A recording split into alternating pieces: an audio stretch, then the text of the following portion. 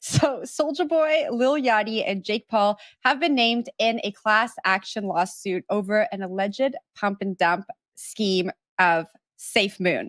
So the celebrities promoted the project in exchange for tokens while sharing misleading statements with investors, leading them to believe that this token was going to take off safely to the moon. The suit alleges that the whole thing was a slow rug pull. So a few things to unpack here. I will note that the tweets that I saw that are being named in this case did not have the hashtag ad that anyone who's promoting something on social media is required to use to let their followers know that this is something that they are getting paid to say. I am going to pass this off to Sandali first. What do you take away from this suit? I think we could all see this coming. Yeah, I don't know. I kind of like that the kind of celebrities who sign on to kind of promote coins and NFTs feel a bit of pressure because they're being used to target their fans, obviously, whether they're personally invested in them or not. And, you know, people really trust their role models, especially young people. So, I mean, whether or not they knew SafeMoon was going to go the way it did, it doesn't matter. They kind of did shill a coin.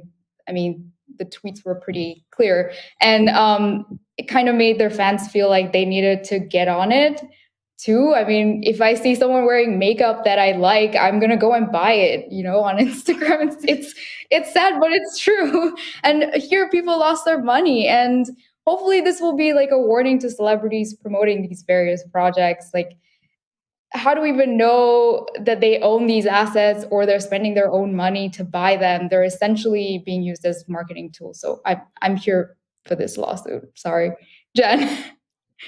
Yeah, I never thought about it as like buying makeup that's promoted to you on Instagram or all of that fast fashion that's promoted, because I fall victim to that all the time. I wanted to note that there were social media ad campaigns that were run. There was a billboard in Times Square, and there were YouTube paid ads.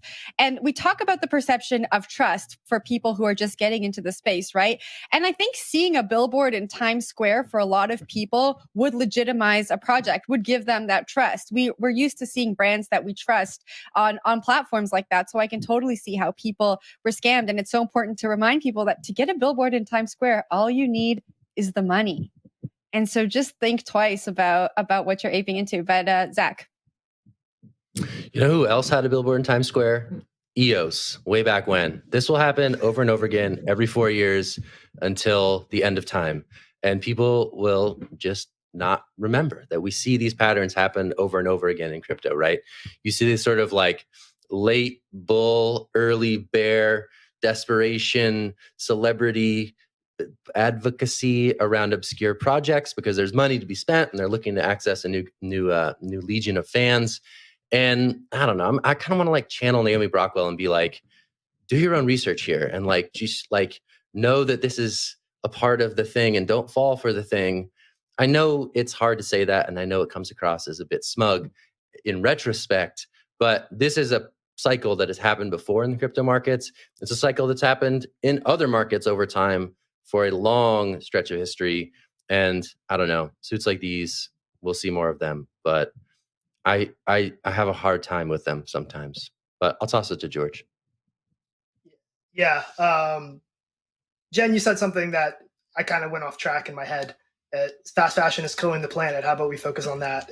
That's separate to what we're talking about here. Yeah. Whoa. Georgia is still stuck on the Morgan Stanley report. On fast fashion. Nice. ESG. That's a real environmental problem. Let's talk about that. It really is. Zach, you're talking about do your own research. I think David Morris of been on the Hash a couple of times, wrote a really good article about this, saying, do your own research, but like you are a big giant idiot. So I don't know. What did investors really expect in SafeMoon? This is me being really cynical.